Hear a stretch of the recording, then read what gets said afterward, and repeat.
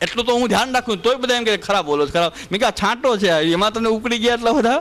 આ તો ખાલી છાંટામાં તો બોલવાનું છે. ઘણું ઈચ્છું છું કે બોલવું જ જોઈએ, એમ થઈ જાય કે બોલવું જોઈએ, પણ એ બોલી શકાય એવી આ વેદના અંદર રાખી શકાય, બોલી શકાય એવી નથી. એ અંદર ભરીને રાખીએ છીએ કે આમાં ઘણું બધું બધાનું અહિત થઈ જશે જો આ વિસ્ફોટ કરશું તો એ બહુ મોટો પરિસ્થિતિ ખરાબ થઈ જશે. તમારી બધાની પરિસ્થિતિ ખરાબ થશે. પણ એ બોલવાનો કોઈ અર્થ નથી. પણ થોડોક તો એ ભલે ડંસીએ નહીં પણ ફૂફાડો તો મેં કીધું રાખવું જોઈએ કે નહીં. ઓલા એક જે વાર્તા આવે છે કે મોલો જે સાપ હતો એને બોધ આપ્યો ઋષિએ, તો એને બધાને ડસવાનું બંધ કરી દીધું કે આપણે આવી હિંસા કરવી જ નથી.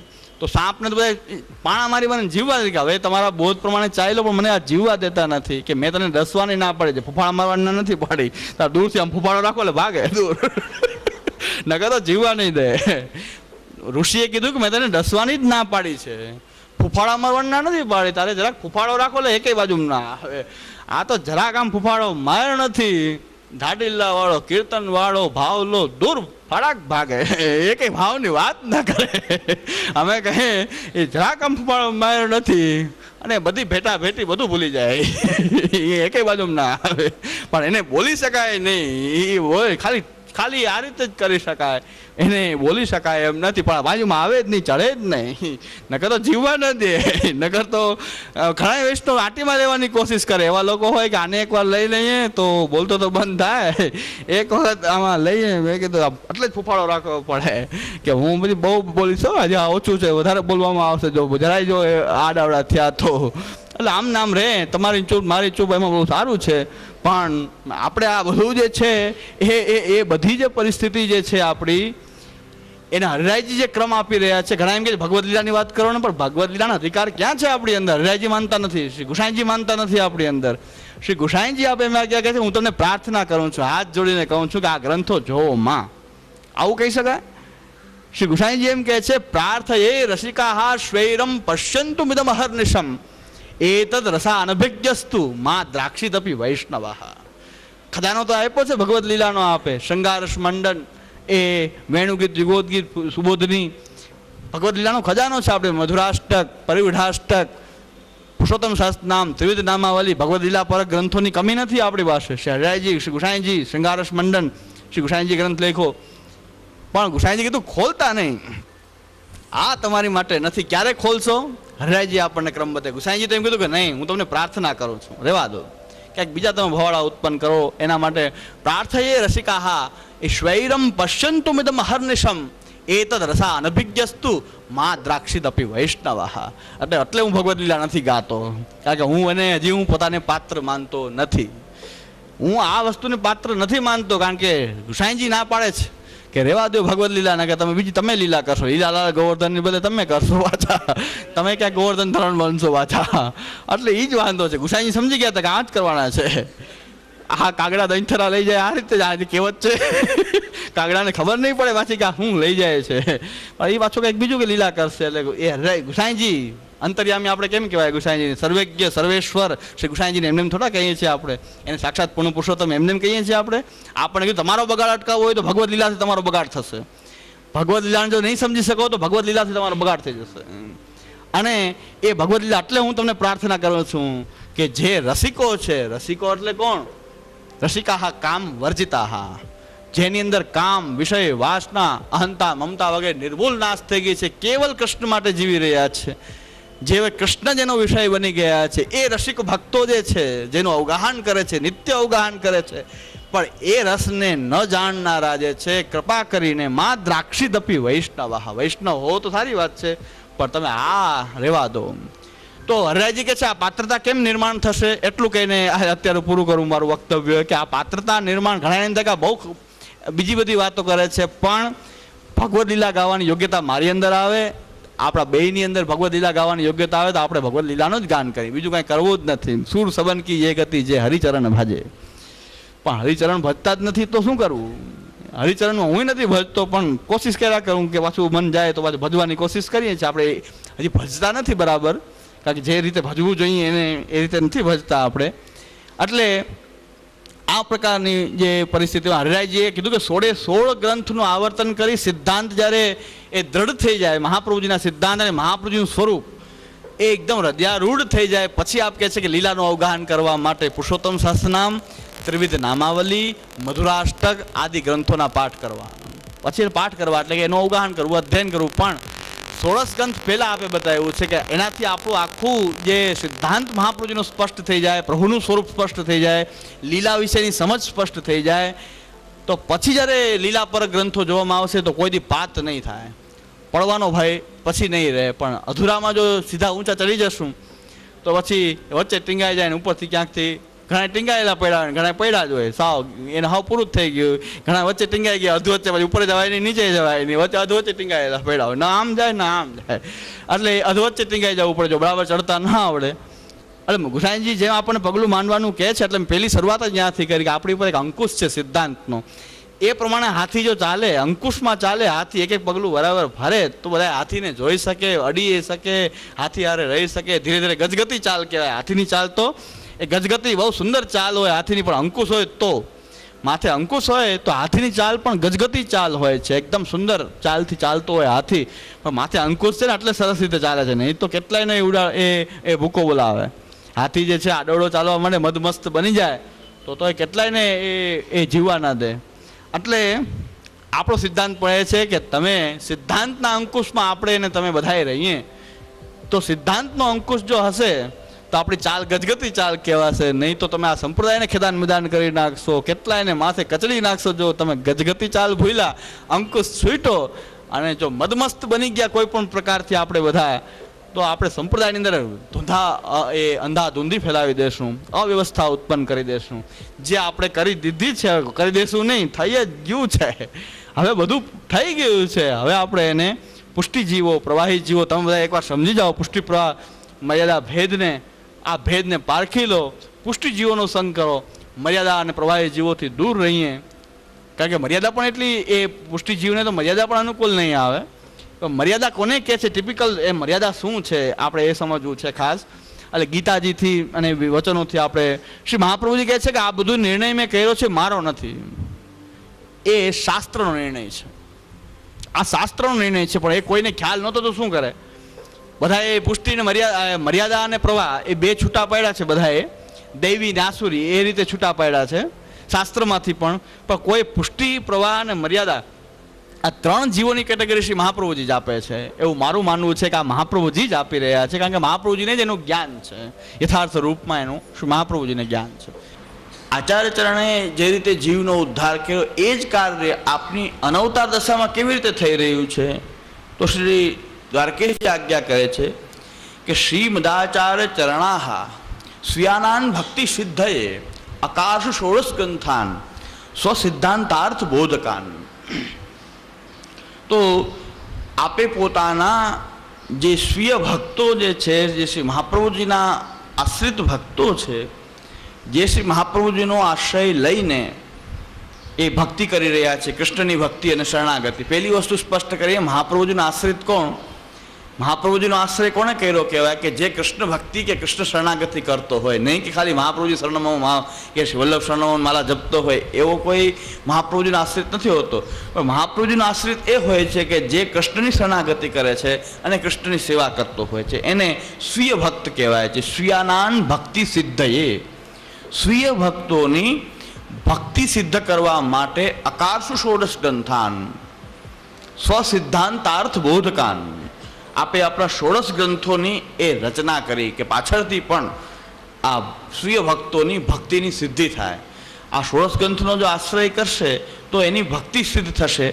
જેને શહેરાઈજી આપણે કાલે એ વાત કરી, ભૂમિકા બહુ લાંબી કરવાનો બીજો કોઈ હેતુ નથી, પણ વિષય સાથે આપણને જોડવાનો છે કે વિષય સાથે જરાક જોડાઈએ આપણે. અને આપણું જે વાતાવરણ બની ગયું છે કે જેનો આપણે વારંવાર ઉલ્લેખ કરવો પડે છે, એ દુઃખદ છે, પણ છતાં પણ જે વાતાવરણ છે એની અંદર આપણે શ્વાસ લઈ રહ્યા છીએ. આપણું આજે આ પોલ્યુશન છે એ તો આપણા શ્વાસમાં જઈ જ રહ્યું છે. જેને પ્રદૂષણ જે છે એ પ્રદૂષિત વાતાવરણમાં આપણે રહીએ છીએ, એટલે એ જ શ્વાસમાં આવી રહ્યું છે. તો આપણે વારંવાર એનો ઉલ્લેખ તો કરવો જ પડે કે ભાઈ આવા વાતાવરણમાં આપણે જીવી રહ્યા છીએ. આપણે શ્વાસ શુદ્ધ એ નૈસર્ગિક શુદ્ધ વાતાવરણની અંદર શ્વાસ લઈ રહ્યા નથી, પણ પ્રદૂષિત વાતાવરણની અંદર શ્વાસ લઈ રહ્યા છે. ક્યાંક ને ક્યાંક એ દુસ્સંગ આપણને પણ હાવી તો થઈ રહ્યો છે, પણ આપણે બચી રહ્યા છીએ. કારણ કે આકાશ ષોડશ ગ્રંથાન સ્વસિદ્ધાંતાર્થ બોધકાન.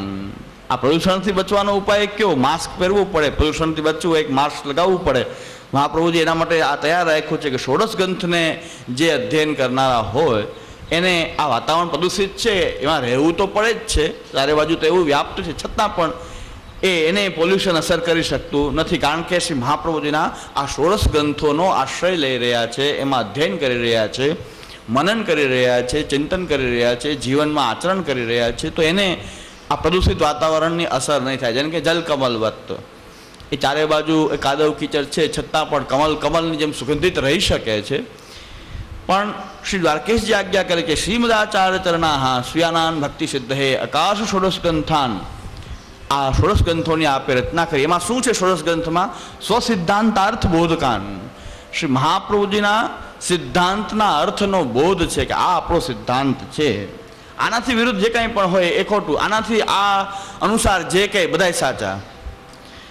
આ ષોડશ ગ્રંથના સિદ્ધાંતોને આધારે જે કંઈ કોઈ કહે એ બધું સાચું, એનાથી વિરુદ્ધ કહે એ બધું ખોટું.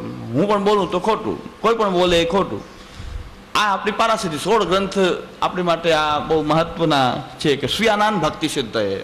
આનાથી ભક્તિની સિદ્ધિ અનવતાર કાળમાં પણ થાય છે. તદ વ્યાખ્યાનામ કૃતમ પૂર્વે પ્રભુભિશ્ચ પૃથક કચિત યમનાષ્ટક આરભ્ય સેવાફલમ ઉદાહરતા એવં ષોડશભ્રી ગ્રંથે પુરુષોત્તમ સેવનમ. તો આપ આજ્ઞા કરે છે કે ક્યાંક આ બધાય ગ્રંથોમાં શ્રી પ્રભુભિશ્ચ પૃથક ક્વચિત, એટલે બધાય ગ્રંથોનું વ્યાખ્યાન શ્રી ગુસાઈજી નથી કર્યું. પ્રભુ એટલે ત્યાં ગુસાઈજીને કીધા છે. પ્રભુચરણ કહીએ છીએ એટલે એ આપનું અહીંયા પ્રભુ તરીકે ઉલ્લેખ કર્યો છે. કે ગુસાઈજીએ ક્યાંક એનું વ્યાખ્યાન પણ કર્યું છે, જેમ કે યમનાષ્ટકનું કર્યું છે, નવરત્નનું કર્યું છે. એ નવરત્ન વિવૃત્તિ આપે શ્રી ગુસાઈજીએ જ લખી છે. એટલે પ્રભુભિશ્ચ પૃથક ક્વચિત ક્યાંક શ્રી ગુસાઈજી પણ વિવરણ કર્યું છે. પણ આ ષોડશ ગ્રંથ શું છે? યમનાષ્ટકમ આરભ્ય સેવાફલમ ઉદાહરતા. યમનાષ્ટકથી પ્રારંભ કરી અને સેવાફલ સુધીના ગ્રંથ જે છે આ એવો ષોડશભીર ગ્રંથે પુરુષોત્તમ સેવનમ. આ ષોડશ ગ્રંથોથી પુરુષોત્તમનું સેવન કરવું. પ્રતિપાદ્ય ફલત્વેન ચક્રે, એ આ જે છે ગ્રંથની અંદર શું પ્રતિપાદ્ય, એ જે છે પ્રતિપાદ્ય ફલત્વેન ચક્રે જીવોદ્ધતિન વિભુઃ. જીવોનો ઉદ્ધારનો એ અહીં ફલ રૂપે જીવનો ઉદ્ધાર અહીં કહેવામાં આવ્યો છે. અને એ અવતાર દશાયાંતુ ભગવાન મહાપ્રભુ જ્યારે ભૂતલ ઉપર પ્રકટ થયા એ અવતાર દશાની અંદર તો ઉદ્ધતિ રૂપ દર્શનાથ અને ઇહ નામાત્મકેર ગ્રંથે. અને ત્યાર પછી હવે આપણો મુદ્દોની વાત કરું છું. શ્રી દ્વારકેશજી શું સમજાવી રહ્યા છે કે અવતાર દશાયાંતુ, અવતાર દશામાં જ્યારે મહાપ્રભુજી પ્રકટ થયા ત્યારે તો આપના પોતાના સામર્થ્યથી રૂપના દર્શન માત્રથી કેટલાયને ભક્તિનું દાન થઈ ગયું, કોઈને ચરણોદક દેવાથી થઈ ગયું, સાનિધ્યથી થઈ ગયું, રૂપ દર્શનાથ. અને આ સમયમાં તો ઇહ નામાત્મકે ગ્રંથે જે કાર્ય અવતાર દશામાં એ સદાસાનંદ સદોદ્ધૃતિ, જે ઉદ્ધૃતિ રૂપ દર્શનાથ, ઉદ્ધૃતિ સરખી છે બેની અંદર. ઉદ્ધૃતિ એટલે ઉદ્ધાર, ઉદ્ધૃતિ ઉદ્ધાર, ઉદ્ધૃતિ બે સરખી જ થશે, બેને સરખો ઉદ્ધાર એ પ્રાપ્ત થાય છે. પણ એટલો જ ખરી થોડો ફરક શું થયો કે ત્યારે એ અવતાર દશાયાંતુ ઉદ્ધૃતિ રૂપ દર્શનાથ, અને ત્યાર પછી ઇહ નામાત્મકે ગ્રંથે સ્વદાસાનંદ સદોદ્ધૃતિ, અને ત્યાર પછી પોતાના દાસોની ઉદ્ધૃતિ આ ગ્રંથો દ્વારા થાય છે.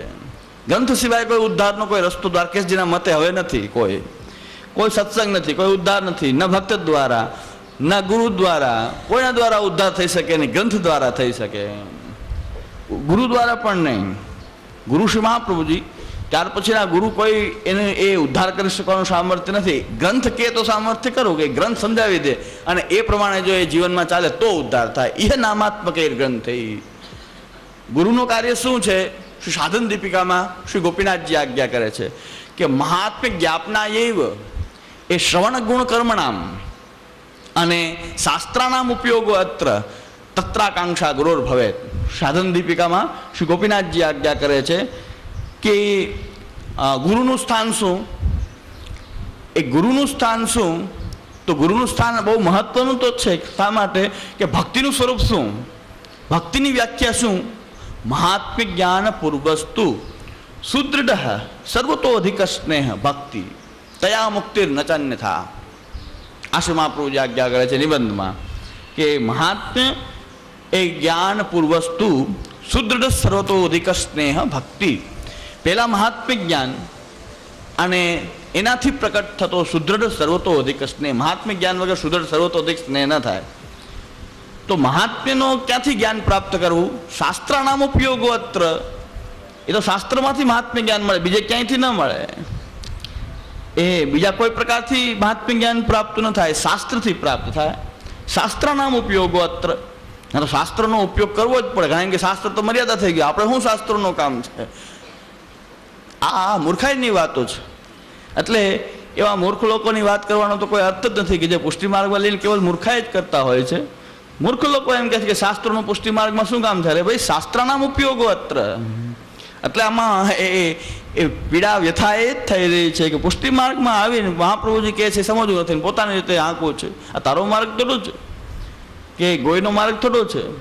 એટલે અમે કહીએ છીએ કે ભાઈ આ ઘરની ધોરાજી નથી આ માર્ગમાં, કે કોઈની ઘરની ધોરાજી ના રહે. અમે કહીએ બધું થઈ જાય, બધા એમ જ કહે છે અમે આજ્ઞા કરીએ એટલે બધું આવી ગયું. ભાઈ તારો માર્ગ થોડો છે આ. કોઈ પણ હોય, કોઈની તાકાત નથી એમ કહી શકે કે હું કહી રહ્યો છું એમ કરો, તમારે બીજું જાણવાની શું જરૂર છે. જે હોય બધા આમ કહી રહ્યા છે. પણ શાસ્ત્રના ઉપયોગો અત્યારે ક્યાં ગયો? ન ગુરુ શાસ્ત્ર જોવે ન શિષ્ય શાસ્ત્ર માંગે, બે વસ્તુ છે. ગુરુએ કઈ શાસ્ત્ર જોવે ને એટલે પછી એમ કે મારી આજ્ઞા ગુરુ આજ્ઞા પ્રમાણ. આવી ગુરુ આજ્ઞા ચાલતી નથી. શાસ્ત્રના ઉપયોગો અત્ર. શ્રી ગોપીનાથ પ્રભુચરણ આજ્ઞા કરે છે કે શાસ્ત્રના ઉપયોગો અત્ર તત્રાકાંક્ષા ગુરુર ભવે. શાસ્ત્ર કોણ બતાવી શકે? ગુરુ બતાવે. હવે ગુરુ શાસ્ત્ર નહીં બતાવે તો ગુરુનું કામ શું? એમને ઉદ્ધાર કરવાનું ગુરુનું કોઈ સામર્થ્ય શ્રી ગુસાઈજી નથી બતાવતા, નથી કોઈ પણ બતાવતા. આપ કહે છે એ તો વલ્લભમાં હતું. દ્વારકેશજી કહી રહ્યા છે દ્વારકેશજીને પુષ્ટિનું જ્ઞાન નહીં હોય, આપ વલ્લભ કુલના બાલક હતા. તો આપ એમ કહે છે ઇહ નામાત્મકે ગ્રંથે સુદાસાનંદ સદુદ્ધતિ. એ તો આપ આજ્ઞા કરે છે કે દાસુની ઉદ્ધારનું માધ્યમ તો આ ગ્રંથ દ્વારા છે, કારણ કે મહાપ્રભુજી દ્વારા ઉદ્ધાર છે, બીજા કોઈ દ્વારા નહીં. કોઈ દ્વારા ઉદ્ધાર થઈ શકે નહીં, મહાપ્રભુજી દ્વારા થઈ શકે. અને ઘણા ઉલટો અર્થ એવો લગાવ્યો છે સર્વોત્તમજીને બરાબર સમજવાને ન સમજવાને કારણે. હવે કહીએ છીએ તો તકલીફ થાય છે, જ્યાં જ્યાં કહીએ ત્યાં તકલીફ થવાની જ છે. કારણ કે એ બધા શાસ્ત્ર આપણા ગ્રંથો એ કોઈ જોવા વગરની વાતો કરનારા વધારે વધી ગયા. એટલે એમ લાગે કે આનું મગજ એકનું જ ફેરવું લાગે છે, કે આ 2-4નું મગજ ફરી ગયું છે, કે બાકી 95 આમ કે 5નું મગજ ફરી ગયું છે. કોઈને એમ લાગે 95 એક વાત કહેતા હોય ખોટી તો 5 જણા બોલતા હોય તો એમ લાગે કે આ લોકોનું જ મગજ ફેરવું લાગે છે, આ તો બધા આમ કહી રહ્યા છે, આ લોકોનું મગજ ફરી ગયું લાગે છે. ખોટું હોય ત્યારે આમ પરિસ્થિતિ ઉત્પન્ન થાય. એટલે આવો ઇતિહાસ ખાલી પુષ્ટિ માર્ગનો થયો છે એવું નહીં, ક્રિશ્ચનોમાં થયો છે, સોક્રેટિસનો થયો છે. સોક્રેટિસ બધી સાચી વાત કહેતા, ધર્મગુરુઓને ખરાબ લાગતું, એ બધાને ભેગા કરીને સાચી વાત કહેતા કે ભાઈ આ ધર્મ છે, આમ ન હોય, આ લોકો કરી રહ્યા છે એવો કોઈ ધર્મ નથી, આજે પોતાની એ મહત્તામાં રાચી રહ્યા છે. તો છેલ્લે બધાએ મળીને સોક્રેટિસને ઝેર પીવડાવ્યું. સોક્રેટિસ એક ધર્મગુરુ થયા, સોક્રેટિસને ઝેર પીવું પડ્યું છેલ્લે, કે ઝેર પી જાઉં પણ હું બોલીશ તો સાચું, ભાઈ પીવો તો ઝેર પીવાનું કહો તો ઝેર પી જાઉં, કારણ કે 95 જોર તો વધારે જ હોય ને. ઝેર પીવડાવે તો પી જશું, પણ બોલશું જ્યાં સુધી બોલશું ત્યાં સુધી સાચું બોલશું. એને કીધું ઝેર પીવડાવો તો પી જશું. એ સોક્રેટિસે ઝેર પીવું પડ્યું છેલ્લે, કારણ કે ધર્મગુરુ કે આ તો જીવવા નહીં દે. બધાને ભેગા કરીને એક જ વાત કે આમ ન હોય આમ ન હોય. એ બધાને ભેગા કરીને એમ જ કહ્યા કરે છે કે આ બધા ખોટું કરી રહ્યા છે, આ પુષ્ટિ માર્ગમાં આમ ન હોય, ઠાકોરજીના નામ પૈસા ન મંગાય, કીર્તનના નામે પૈસા ન મંગાય, એનાથી ઘર ન ચલાવાય, ચલાવે એ એ ભ્રષ્ટ કહેવાય, એ નરકનો અધિકારી બને છે. એ આ બધી વાતો કહે કે હવે આ જીવવા નહીં દે. તો કે આને પીવડાવો બધા ભેગા મળીને. આપણું જોર તો વધારે જ હોય ને, 95નું જોર તો વધારે હોય ને, 5નું જોર શું આવે? તો બધા ભેગા મળીને સોક્રેટિસને પકડો કે આને મારવા સિવાય હવે કઈ બીજો ઉપાય નથી. એટલે એને એ સોક્રેટિસનું પણ આવો જ અંજામ છે કે ભાઈ બધાને મારું કાંઈ હું કે તાકાતથી બાંધી શકું એમ નથી, બોલું ત્યાં હું સાચું બોલીશ. બે મળીને ઝેર પીવડાવી દીધું, પી ગયા ઝેર, સોક્રેટિસનું મૃત્યુ થયું. આ ઇતિહાસ દરેક ધર્મનો આવો ઇતિહાસ છે. ઈસુ ખ્રિસ્ત હતા, એને પણ યહૂદી ધર્મની સામે એ ઉપદેશ આપતા છેલ્લે વધસ્તંભ લટકાવવામાં આવ્યા, ખિલ્લા ખોળવામાં આવ્યા, કાંટાળો તાજ પહેરાવ્યો, ઉપર ચડાવી દેવામાં આવ્યા. વધસ્તંભમાં બધા ધર્મગુરુએ ભેગા મળી કારણ કે સાચી વાત આવે તો બધાને તકલીફ થવાની, શિષ્યો બધા સાચું જાણવા મળશે તો કોઈ માનશે નહીં, તો પછી આપણું આ બધી ગાડી ચાલશે કેમ? તો પછી આ ગાદી તકિયાના એ સારામાં આપણા ક્યાં જશે? એ તો બધા એ આમાં જ એ સારામ થાય છે. પણ શાસ્ત્રનામ ઉપયોગ અત્ર, આ વસ્તુ ગોપીનાથ પ્રભુચરણ કહી રહ્યા છે, શ્રી દ્વારકેશજી કહી રહ્યા છે કે શાસ્ત્ર સમજાવવા માટે તમને ગુરુપદ છે, તમે એ વસ્તુ જ ન કરો બાકી બધું કરો, એ વાત નહીં. વૈષ્ણવ પૂછવા જાય કે ભાઈ અમે એ કૃપા કરીને સમજાવો, તો કે નહીં, એ નહીં, બહિર્મુખ થઈ ગયો લાગે, તારો મગજ ફરી ગયો લાગે છે, અને એમને એમ ચરણ સેવા ક્યાં લાગે તો આનંદ, તો આ બહુ પરમ ભગવતી. પણ આ બધાનો બગાડ થયો આ પરિસ્થિતિમાં. એમ ઈસુ ખ્રિસ્તને પણ લટકાવી દેવામાં આવ્યો હતો કે લટકી જાઉં, બીજું શું થાય? પણ ઈસુ ખ્રિસ્તે એમ કીધું કે હે ભગવાન, આ બધાને માફ કરજો, આ મને ખબર નથી કે આ લોકો શું કરી રહ્યા છે, પણ આ બધા એ અજ્ઞાની છે અને બિચારા શું કરી રહ્યા છે એને ખબર નથી, ભગવાન આ બધાને તોય માફ કરજો. ઈસુ ખ્રિસ્તે એમ કીધું. ક્રિશ્ચન એ હતા આપણે, પણ આપણે તો બહુ પુષ્ટિ માર્ગમાં બીજી વાત કરીએ તો છોવાઈ જાય. આપણે તો બધા એવા બધા મહાન ભક્તિ વાળા છીએ કે આ તો બાઇબલની વાત કરે, કુરાનની વાત કરે. એટલે એનો ઇતિહાસ હું કહું છું કે દરેક ધર્મમાં આવું થયું છે ને તોય એમ કીધું ભગવાન આ લોકોને ખબર નથી, બિચારા અજ્ઞાની છે, આને માફ કરજો. આ બધાને મને લટકાવી રહ્યા છે, મારી નાખે છે, ભલે મારી નાખે, પણ હજી આ લોકોને ખબર નથી કે ધર્મ શું છે. એટલે આ લોકો આ પોતાના મિથ્યામાં રાચી રહ્યા છે, પણ એને ભગવાન માફ કરજો કારણ કે બિચારા અજ્ઞાની છે.